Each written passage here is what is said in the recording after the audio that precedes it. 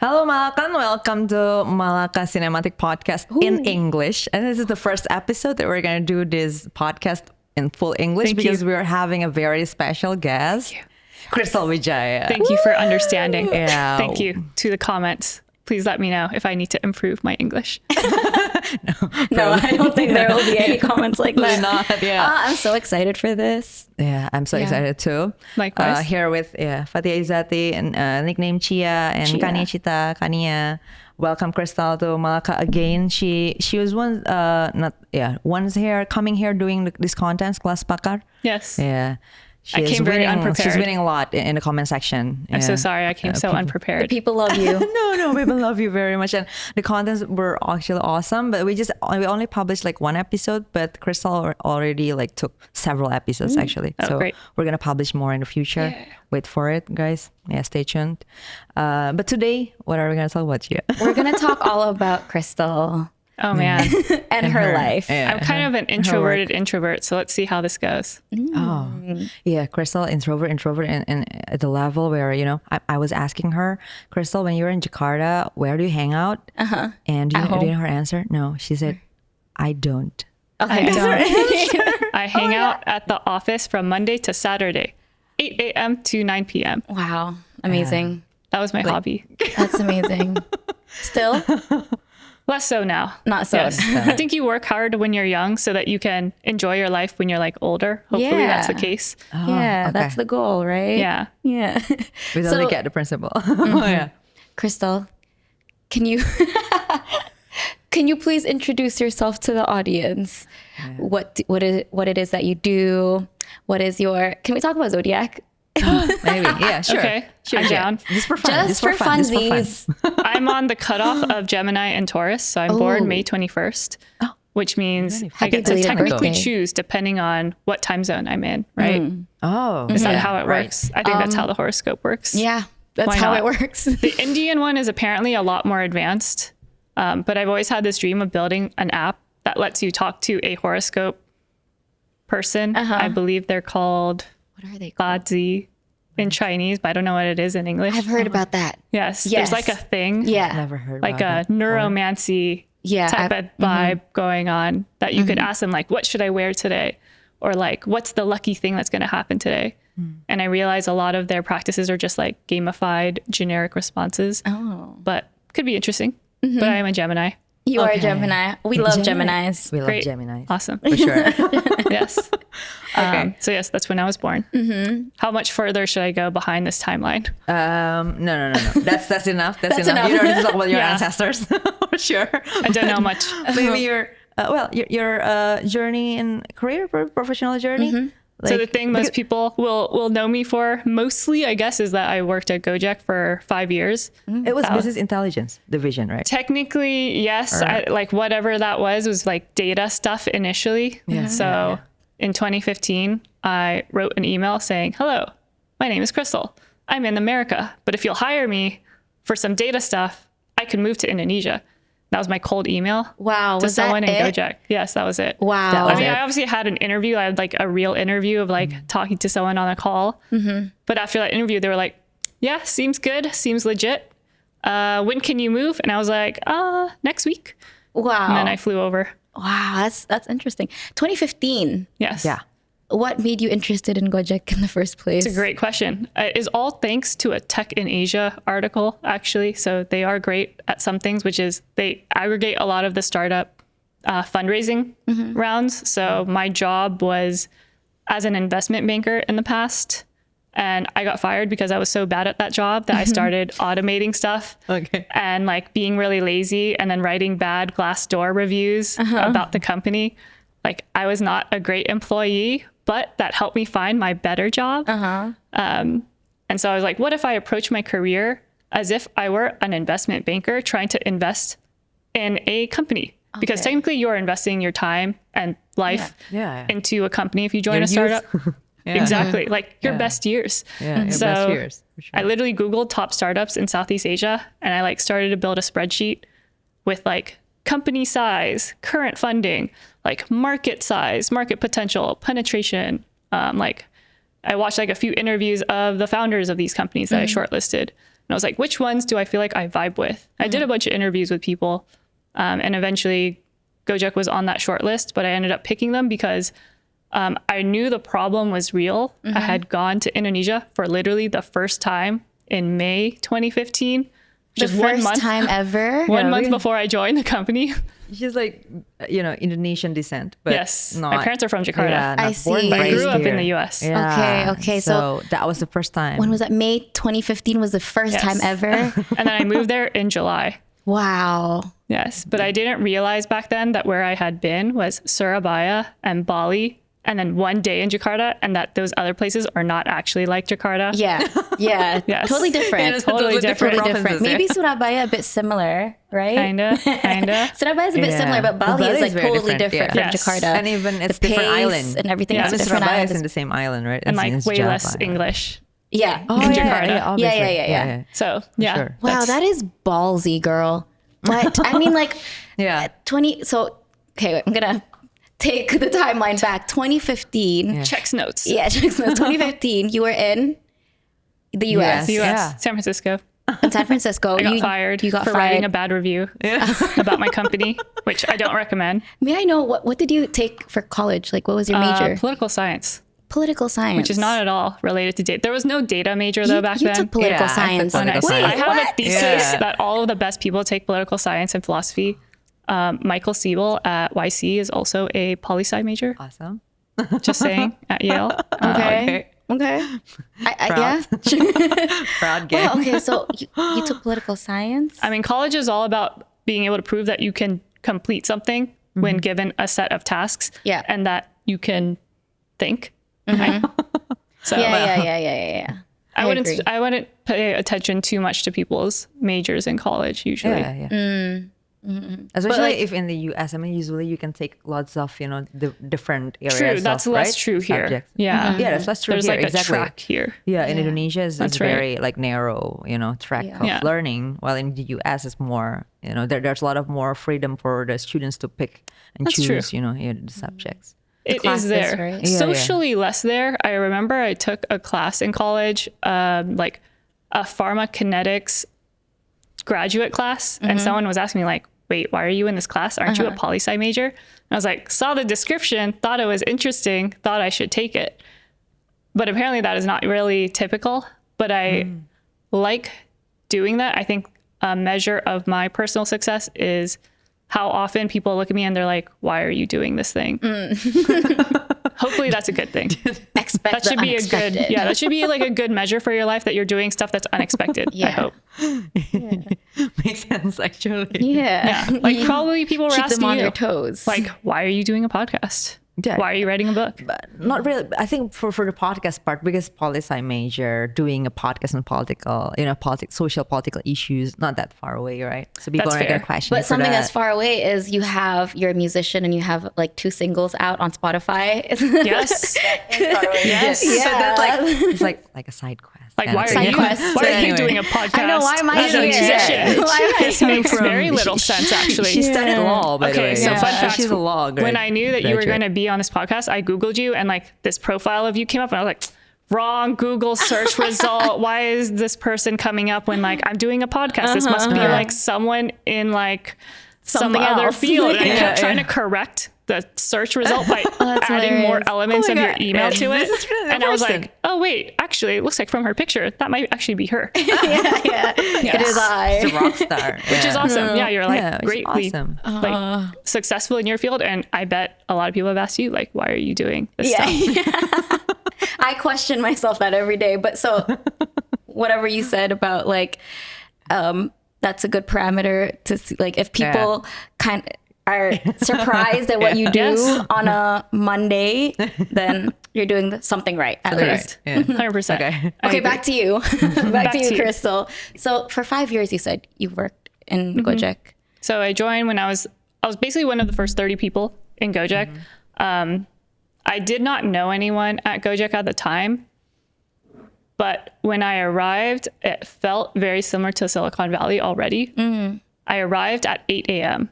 first day of work because I was told that Indonesians like to come to the office very early. Yeah. And that some people even wear uniforms. And so I should wear something relatively formal. So I was wearing like a button-up shirt. I show up at 8 a.m. I like message them on WhatsApp, hey, I'm here. And they're like, oh, no one's like in the office until like 10.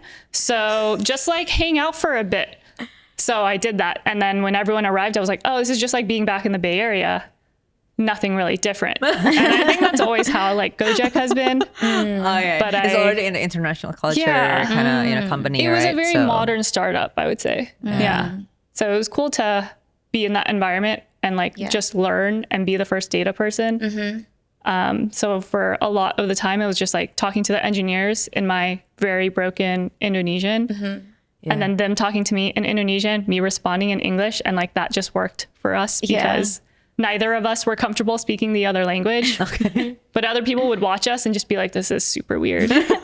Was it a lot of like Google Translate involved? Shockingly, or was it like body language? Mostly body language. And the cool thing is code is universal.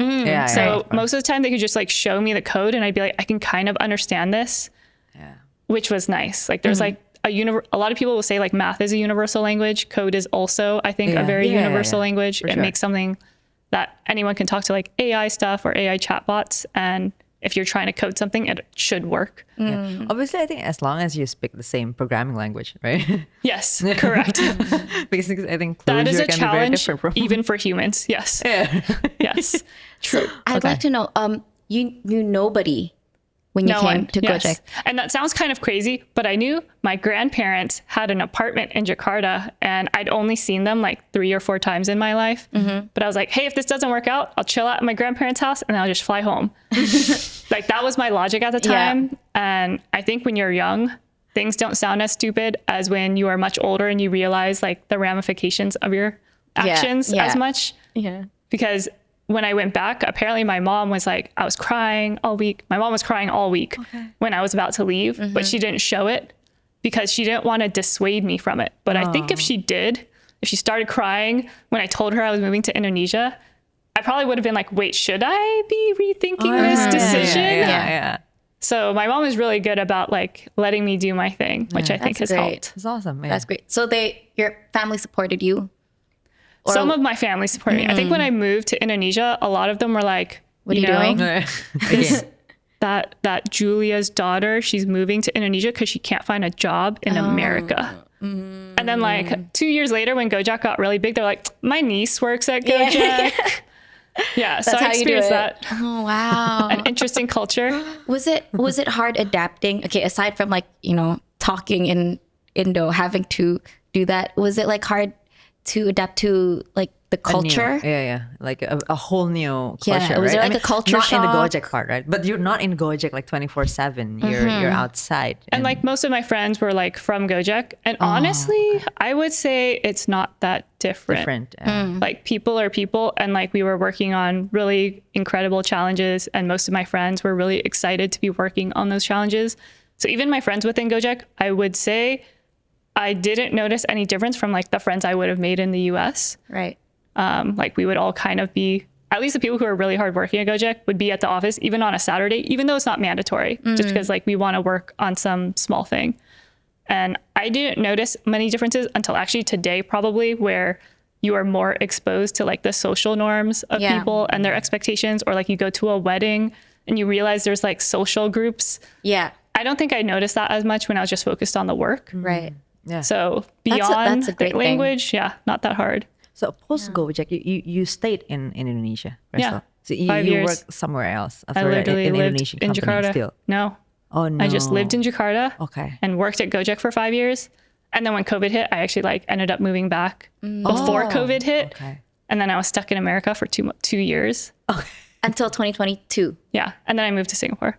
Yeah, so she's living in Singapore, right? Oh, you live in Singapore? Yes. Yeah, that's where you Okay, live now. so we're very lucky to have you right now here in Jakarta. Yeah. I'm She's very coming lucky to to have Jakarta. a reason to come to Jakarta. I actually went to Comic Fusion yesterday, which was awesome.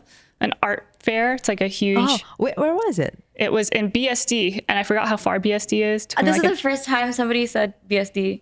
Is that not how you say it? BSD. Oh my God, it's BSD here. It's BSD. But I love I was BSD. Yes, thinking about, like, BSD. what is this BSD? Oh my BSD God. chai. Yeah, for sure. That's BSD. That's what you meant. Okay.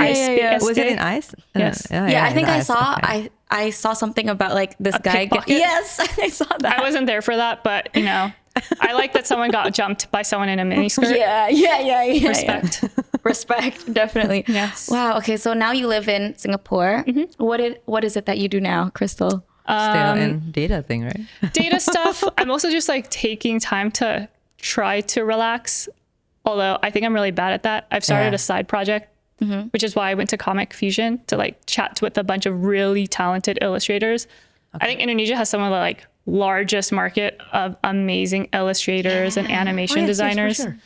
Those are great visual Amazing. artists. Just like so many great people. It's really hard to just pick one person to work with. Yes. But I'm thinking of building an app, which will be currently in stealth mode, but I will share it with you guys one day. Oh, okay. Okay. Can But I we know think more it's- details? It solves What a app? personal problem. We're psyched already. Yeah, It has to be Can't cute. wait.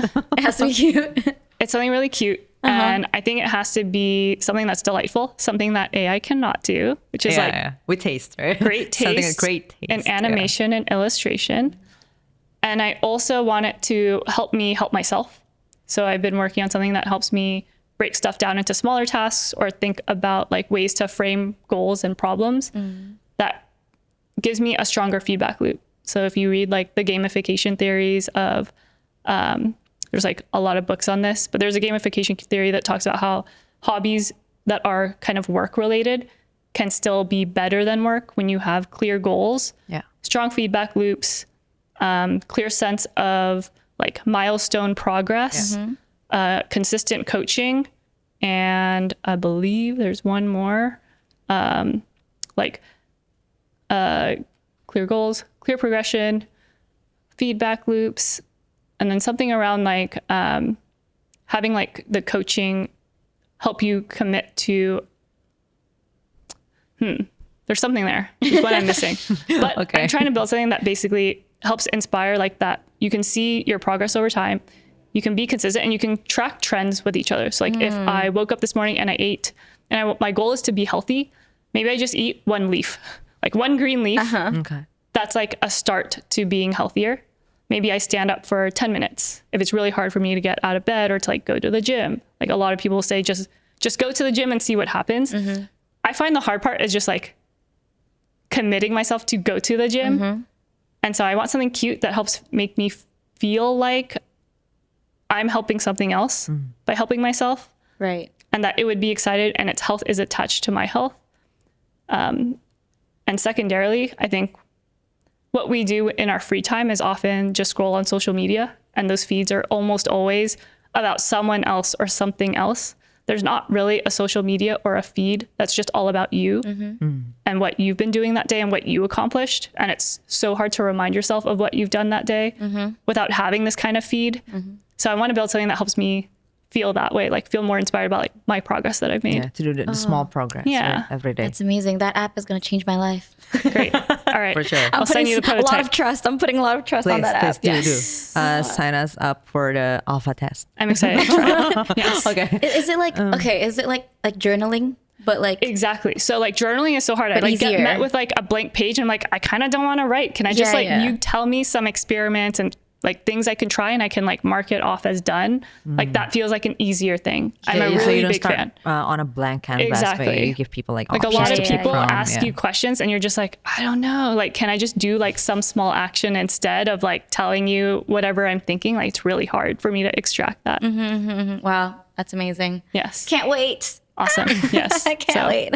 Designers, Yeah, reach out. in your whole career in could I say data science? Yeah, sure. Yeah, right. How long would you say you've been in that field? I'd say I started to code in 2013.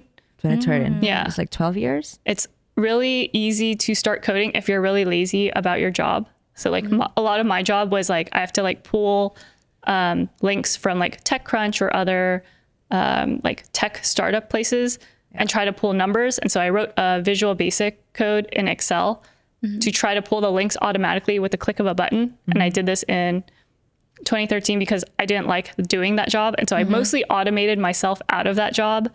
Yeah. And that's why I had so much time to be like kind of bitchy about my work.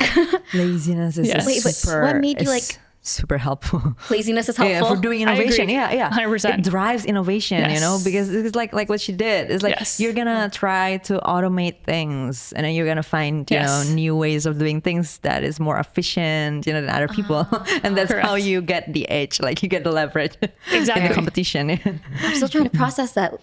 Laziness is helpful. Yeah, even I forgot. Was it Bill Gates or Steve Jobs? He would hire Bill Gates said he would hire the laziest engineer for the hardest job. He would hire the laziest person in the room. Like that story where they had this engineering problem where like sometimes there would be an empty box that would break the production line. And so the laziest engineer just put a fan next to the production line. And every time an empty box would show up, it would get pushed out of the conveyor belt. Okay. Like that's an example of laziness. Where okay. I get the logic now. I get the logic. Yeah. You're not going to think like way too complicated. Like you're not gonna complicate stuff because you're gonna think about the simplest way, the most efficient way. Yeah, the most efficient way of doing things. Okay. And then you've been doing that your whole life when you're lazy. Yeah. But of course, lazy plus plus intelligence, abilities to think about the solution. I think it's actually laziness, and you have to have some sense of agency that like you can get yourself out of a lazy situation.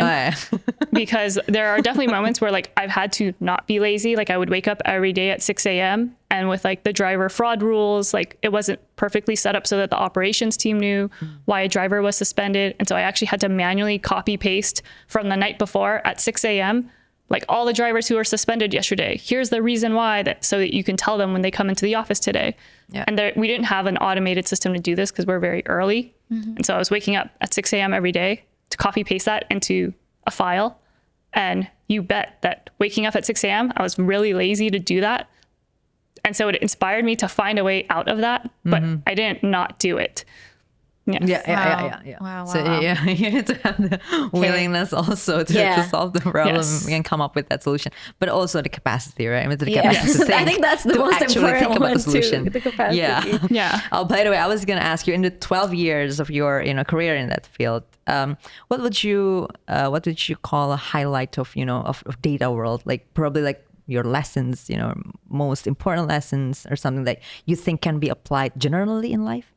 Probably. It's a good question. What are some of the highlights? I think the highlights will always be like times where you found something that shifted the business forward.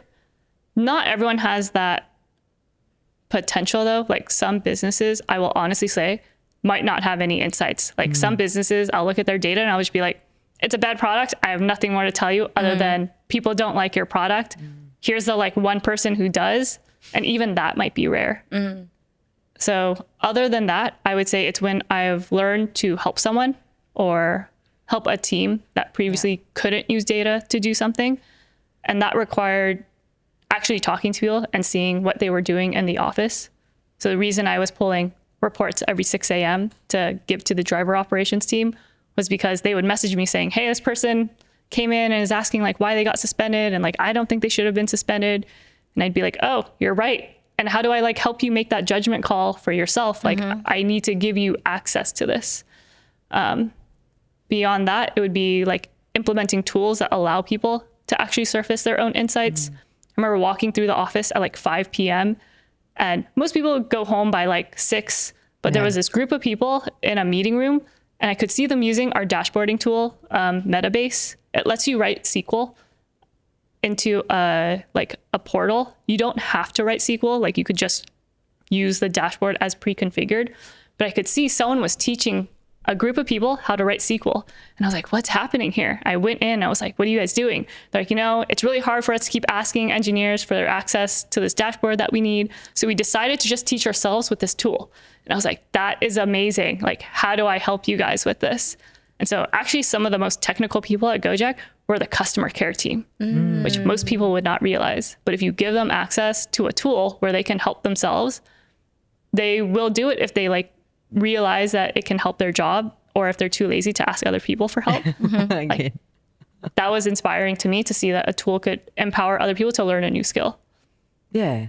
For sure. I think that's what happens to, most tech stuff, right? I mean, when we were first introduced to let's say Google services, Google Cloud services. I think a lot of us also didn't know a lot of things about probably cheat sheet or G slides. Probably people don't do decks that much, But then when it's being more convenient for people to use, they start adopting it, and then they learn new skills while doing it, right? Yes. I mean, Google Sheets code, I think Google Apps Script is one of the most underrated tools out there. Like if you are still learning to code and you don't know how to code, I would say Google Apps Scripts are probably the easiest way to learn to code on your own with a Google Sheet and email access.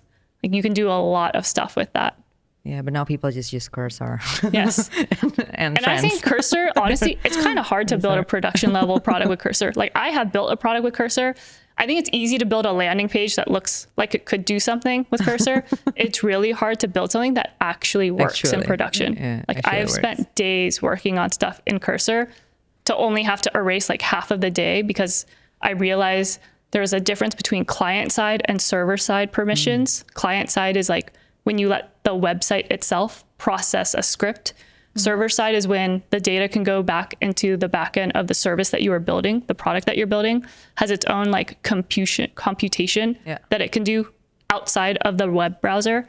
And that is important because if someone logs into your website and they're asked to upload a picture, they press upload and then they switch tabs to something else because, hey, like it's uploading, something else will happen. Let me answer this WhatsApp message. The process breaks if you're on client side rendering. And so just the knowledge that you can do client side versus server side rendering is very important. And I think that's where people will get tripped up with Cursor. Is you still need some fundamental, you need to know how knowledge. to make trade-off decisions. If you just let the AI do whatever it wants to do, it will do the laziest possible thing. And they might not work. Correct. It'll break something. So that's the first highlight, or you have more lessons, or what other highlights? I once started a riot in Bandung, I think. I don't usually tell this story publicly, but I think it's been long enough that hopefully no one will be angry at me. Yay. Okay. Yes. Yeah, but I accidentally suspended, not accidentally. We suspended a bunch of drivers who were doing fraudulent orders. And they were fraudulent because they were doing 10 orders with the exact same customer IDs or customer phone accounts. And so it was obvious fraud. Yeah. Okay. And so when we suspended them, I wrote a script to suspend them and to find them. And then 10,000 drivers were suspended. And so they came 10,000. and rioted the next day. Wow. Yes, this is early 2015. And what was crazy is that they weren't even saying no, we didn't commit fraud. They were saying, no, you never said that we couldn't do that. Yeah. And so sometimes the data it's fundamentally objectively true. Information though, and wisdom is how you use that data in a way that does not obstruct the business. Yeah. Which was not how I used the data. That was a poor use of data. Yeah. Wow. It's I bet there's lots of other stories similar like this, right? Yes. Like a lot of learnings that you and also the drivers maybe had to configure throughout the way. Yeah. Because some things you need to actually tell them Totally. which you think is common sense, not necessarily common sense to everybody else. Yeah. You need to really spell it out sometimes, right, to people. Yes. And I think you can also look at data as just it's a fact that is uninterpreted until you really investigate it and try to understand how that data point came into fruition. Yeah. Because maybe it was true that we didn't explicitly say in the terms and conditions that you cannot create fictitious orders. Maybe. Yeah.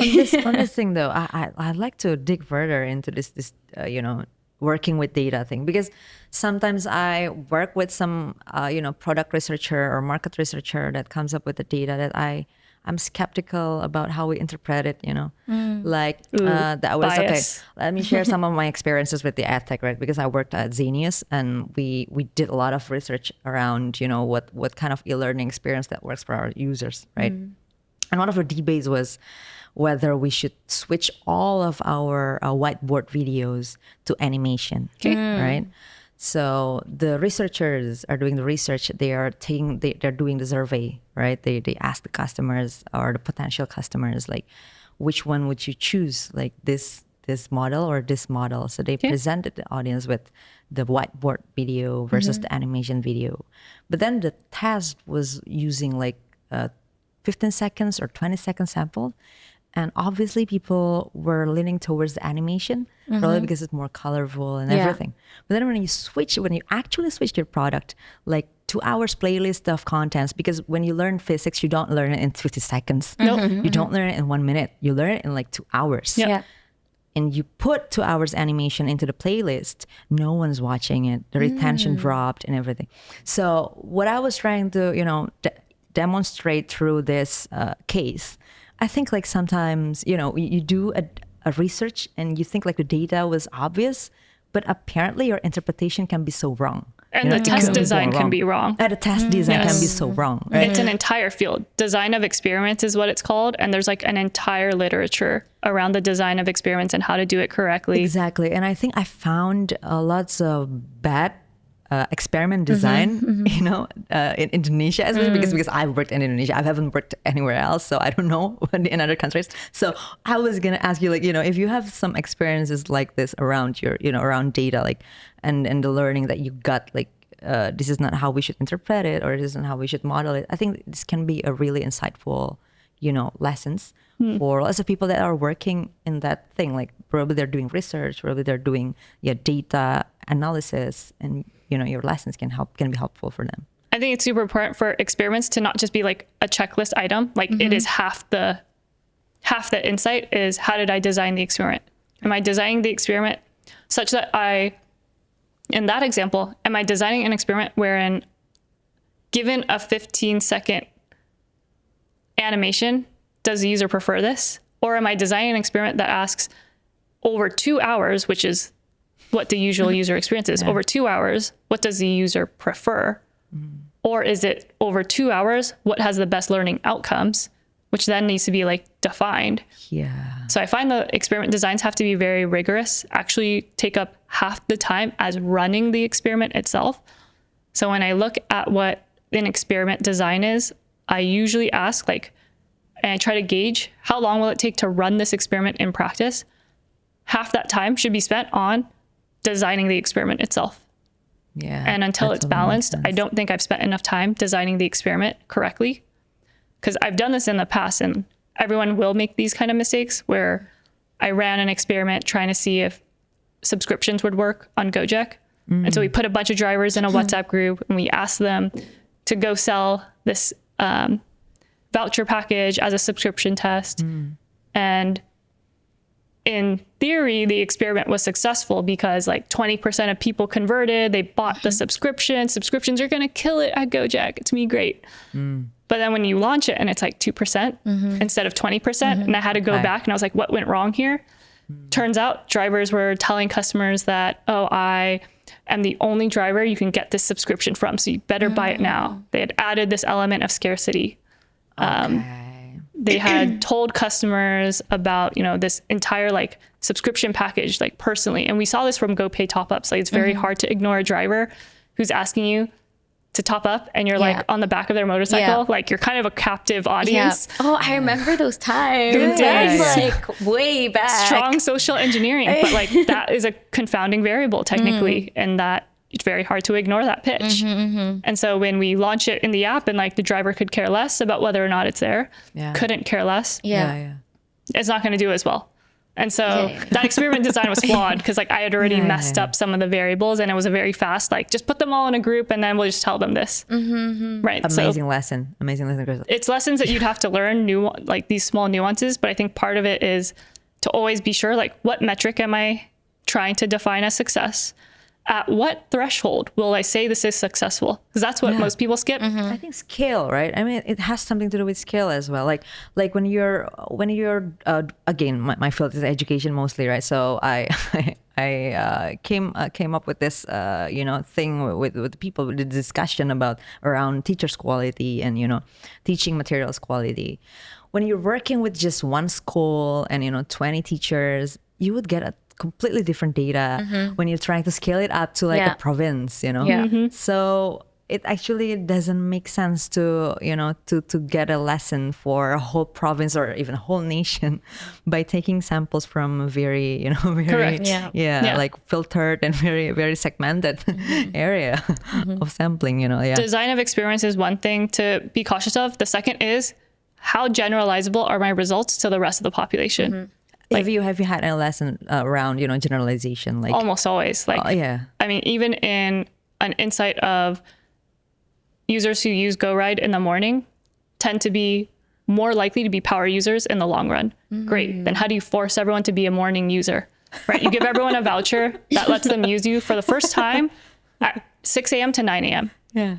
Doesn't work. And why is that? Because it turns out people who organically use GoRide in the morning already have a strong understanding of the brand and trust the brand. That's actually already a segment created itself to drive retention, and you can't generalize that behavior to the rest of the population. It's so common in behavioral research. Like, let's say you have a correlation between people who wake up in the morning and a higher income. But apparently people who are more intelligent wake up in the morning, so does the segment make the behavior or vice versa? Or it's like, no, they have the natural capital to have high income. Exactly. It's not that they wake up in the morning to get high income. It's correlation and causation. It's other traits are being correlated with it, or explains it better actually than the variable that you're trying to correlate. Exactly. I think that happens all the time. And so when we choose our experiment segment and we look at the design, we have to then only generalize to people who will then experience that exact same design. So who is going to experience the exact same design of 15 seconds of watching an animation? Probably very few people. So then I would always look at how generalizable will my results be? Like, the more different my general population is, the less I can rely on the experiment results translating into the exact same behavior that I should expect in the future. And then it's like this feedback loop of you design the test, you try to run it, you double check how you've designed it, you go back, you redesign it. And like that refinement process results in hopefully a better outcome. Yeah, awesome. Yeah, of course. Reevaluate your methods is a must. And I think correlations are usually trickier and most of the time. So you need to think about whether there are variables at play that are usually coming together with this variable. Exactly. So instead it correlates better with this variable instead of this. If anyone is a stats nerd and wants to learn how to do this better, thing I would read about is CUPID, CUPED. Variation, covariates can be put into like you can use them to isolate variables and try to control for extraneous factors pre-test and include them in the post-test results. Yeah, pre-test, post-test is also okay. I'm so into doing this thing, so we can talk about this for 5 hours. But let me circle back to you as a women in STEM figure, because in Indonesia, I think Crystal is one of the leading figures as a woman in STEM. What's girls' generation? Oh, Generation Girl. Generation Girl. Generation Girl is a very confusing, the opposite of Girls' Generation, the K-pop group. Sorry. Everyone says that. Generation Totally fine. Girl. Generation Girl. Generation Girl. Talk about Generation It's Girl. an amazing nonprofit that Nadine and I and a few other engineers started at Gojek because we were really tired of us entering a meeting room and people being like, "You're not the engineer on this project. You're too pretty." So it's a place for like too pretty to be an engineer. Be like yourself and to decide for yourself whether or not you like STEM. There's not a lot of opportunities for girls to do that in Indonesia specifically. Like you either have to be from like a rich enough family that they can give you like computers or like access to these. And you also need to defy the perception of your classmates telling you that girls don't do coding or like that's like a boy thing. And all the bro language online if you were trying to teach yourself. So this is just a place where girls can come for free, learn how to code for a week. And if they decide they don't like STEM, great. Like, I'm glad you had the agency to make that decision for yourself. But if not, and you love STEM, like, great. We've had a lot of students come through our program and be like, this is why I decided to do STEM in the future. And that's something that really makes me feel great about having that program. Is it an online thing or like an offline? During COVID, it was definitely online. But before that, we actually have an office in Kemang. We actually have girls come like physically to this like very safe space where they can learn coding in person, meet other girls who are like them. Is there an age limit? So can I still join? Why not?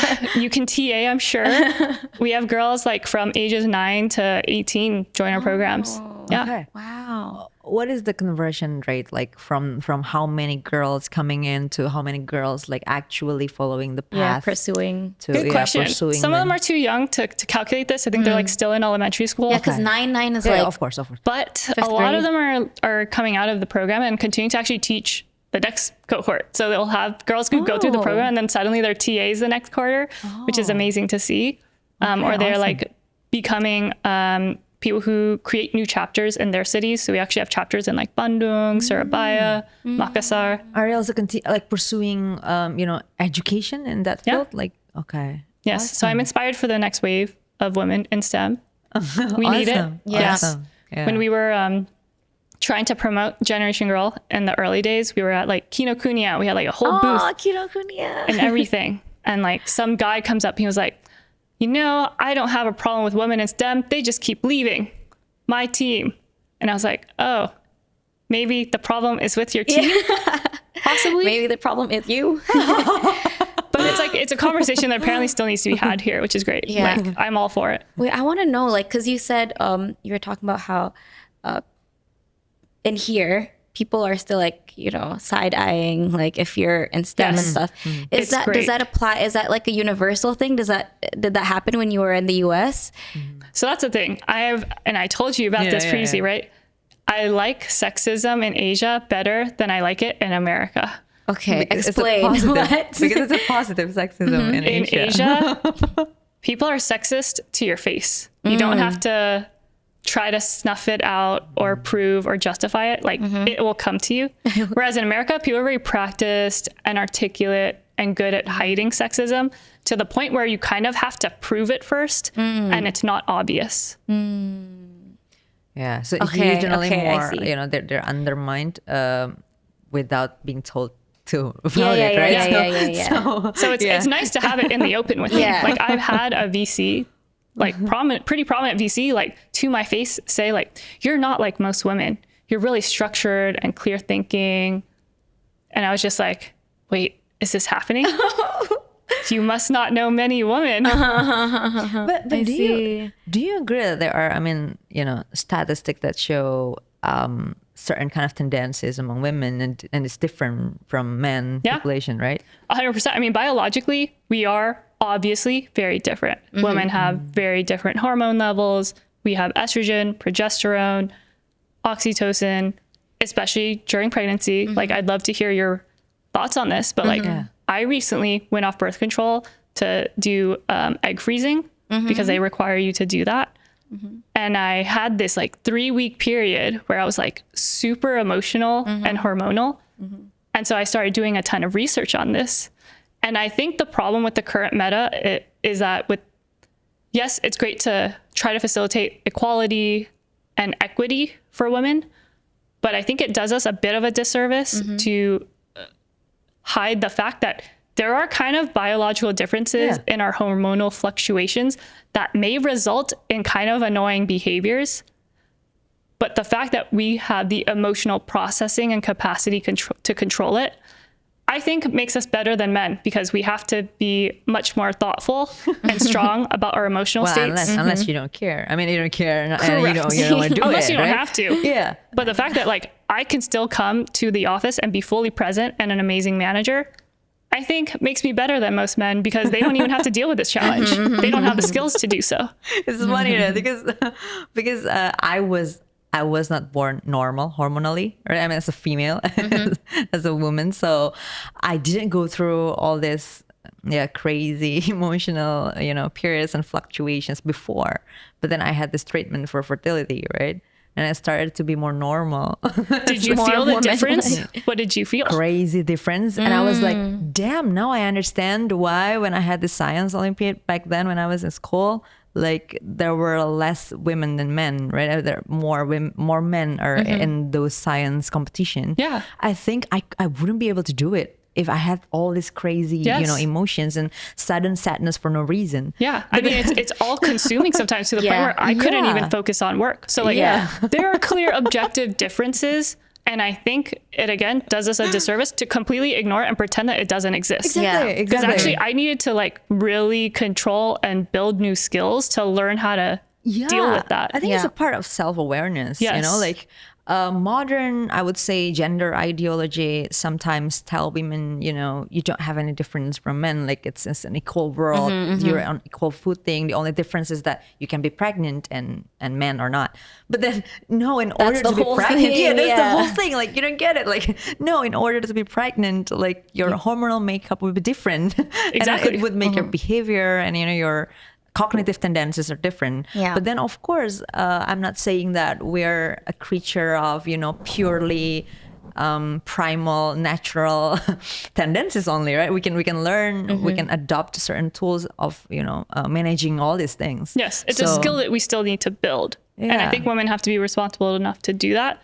But also, I think we have to acknowledge that when people say like, oh, your hormones have to be balanced and you need to be taking care of your hormonal health and that there is some normal level, we should also ask like, what was normal for? Was this for a time when everyone was expected to have kids and that you need to retain this level of hormonal normalcy?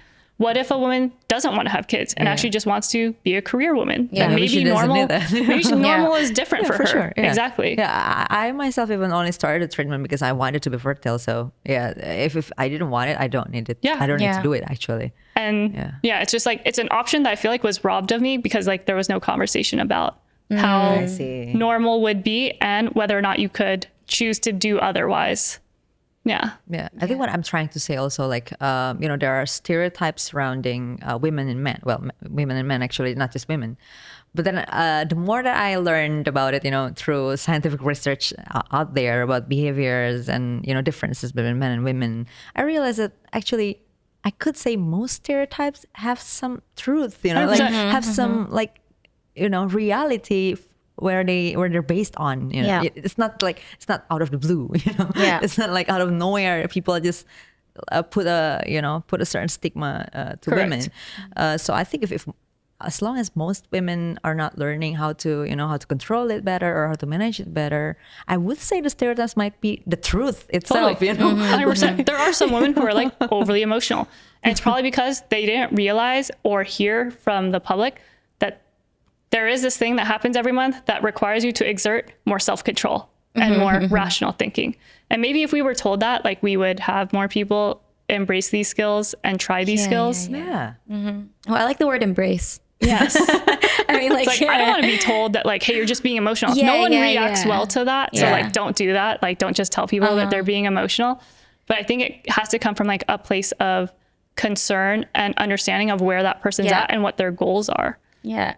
Like, and also like scientific explanation as well. Because no one like, explained these you things. just can't control it. And so part of you can't control it only if you know about it. Exactly. You know what I mean? Like, you can only literally control for this extraneous variable if you know about it. So I was reading on ChatGPT. I was like, wait, are women like actually less smart when they're hormonal? And it was like, okay, during pregnancy, clearly third trimester, there's like this time when apparently you have the memory of a goldfish. Yeah, you become stupid, basically. Yes, and it's a thing. It's very much a thing. Yes, because if you become a mom and you join all of those like mommy blogs, and like my whole like Instagram feed was just all like parenting and like mommy stuff, and it's a thing, and it's thankfully now it's a thing that we embrace. It's like and you're not even in my third, I think. Even early on, like... No, it starts at first trimester. Yeah, first trimester. It was like emotional. It was just like, I could see a picture of a little baby and I would cry. Aww. Or like, just like a picture of a kitten and I'd be like, oh, why is that kitten alone? Like, what the heck? It's just like, what is happening to me? Do you realize it in the moment or only later? Later. Interesting. So like, that's the thing. It's like, you aren't aware of it because it's so overwhelming. Okay, not so much later. Like, for me, it was like 5 minutes later. Yeah. I'm like, wait, why am I crying? Because I wouldn't normally cry to that. And then of course, the third trimester, there is this thing, I forgot what they call it, what the mommies call it, mom brain. I think that is what they call it. Yeah, mom brain. Mom brain, okay. Where you just, you can't remember stuff. Your head's all over the place. And aside from that, well, on top of that, still the emotional aspect is still there. And also, we start like, nesting, and like all you think about is the baby and like giving birth and like, what am I going to do after? So it's just, it's a lot. You become stupid basically for that period of time. Yeah. Until you give birth. And then after that, still, it's like, what am I going to do now? That's why like there's still, of course, like postpartum depression. Yes. And that's very real. Yeah. And there's just a lot that women have to go through. Yeah. It's an insane amount, actually. Like people downplay it so much. Like they treat pregnancy and motherhood as this like beautiful experience. And I'm like reading about it. I'm like, this sounds actually kind of awful. Like a huge sacrifice, actually. Yeah. I think it goes both ways. Like, I mean, people downplay it also because they're probably mostly ignorant about it. Yeah. So they don't really actually know, maybe. Yeah. So they're not trying to hide anything. It's just that they don't know it. Yeah, they don't know it. Oh, very recently, my friend gave birth and she would get so pissed every time someone would say like, oh, it's okay. Karena you just gave birth, kaya it'll pass. But she's like, no, like I'm angry. Like I literally have depression. But people are like, it's okay. Yeah. Like the more we learn about like the actual, like how to navigate through it, how to help someone who is going through it. Yeah, it will be better for all of us. Yeah, exactly. Basically. Yes. My specifically a women community that I initiated in 2020. It's named Velma. Velma. Yeah, Velma is very specifically designed for that. Like I was, I looked around and I saw kind of like a trend where girls are joining like girls communities, but they are mostly going around the ideologies that go to probably feminism, and some of the other one is probably like more religious like communities. So I'm thinking I'm not being represented. My interest is not being represented. So because I kind of like I have this specific like vision as to what I think important to educate and to nurture among women, which is precisely this, right? The rational and scientific mindset, to navigate our natural tendencies better. So I built my own thing, which was Velma. And the purpose is specifically for nurturing rationality, scientific mindset, and empathy among women. So they started learning about it and they were surprised that we have these things actually. Like I was talking about the tendency for intersexual competition where females can just hate other females for no reason. So we're talking about it and they realize that, oh my God, that was what happened to me. Back then at the office, I had this girl that I couldn't mention like one mistake, but I really hate her. And I was like, exactly, that's our biology doing stuff. So the point of a rational mind is to realize when certain biological constructs no longer serve us and like how we have to counter that. Exactly. Yeah. So I built specifically a community for that, and that's awesome. Actually, they've been feeling very, it's been very helpful for them. They say, it's a very helpful community as well because they have peers where they can learn together. To do it, and some of them started becoming a mom now because it's been 5 years, right? The community has been 5 years around, so they were in the university ones, but now they graduated, they became mom, and then they keep helping each other to grow in the right mindset to navigate all these complexities of female bodies. That's very powerful. The female body. It is a tough thing to work with, but like also has the blessing of being able to put things out into the world that no man can. I think a lot of women, if you look statistically, now earn more than men, meaning women are much better at biological conquerorship than men are. Because if we were not technically biologically designed to be productive in a very capitalist society, but somehow, we actually outrank men, men kind of have to catch up on other things. I totally agree. No, I totally agree because I'm just gonna say like, just for my peer group at least, like most of the people like cashing in and like making decisions, doing things in their life are actually the girlies. Yes. So we did something there. Yes. But then after that we faced a new problem, of course, because we're still having the biological tendency in our genetics that women tend to be hypergamic in nature. So they're trying to look for a partner who are in the higher position or in a better quality than them. And then there comes another problem since we're outranking them. The pool is smaller. And then that becomes the root of all this mating problems everywhere. Yep. But hopefully we can navigate through this. That's so fun for another discussion. Women have sped up the timeline, and like they've learned to be economically productive and also deal with physiological issues. And men are just like, wait, you guys are where now? And I Where's think everybody? they will have their moment. They will have their moment. Yeah. Yes. Okay, Crystal, I think we're closing it. Yeah. I can't believe it's been an hour, guys. Oh. Yeah, it's been an hour.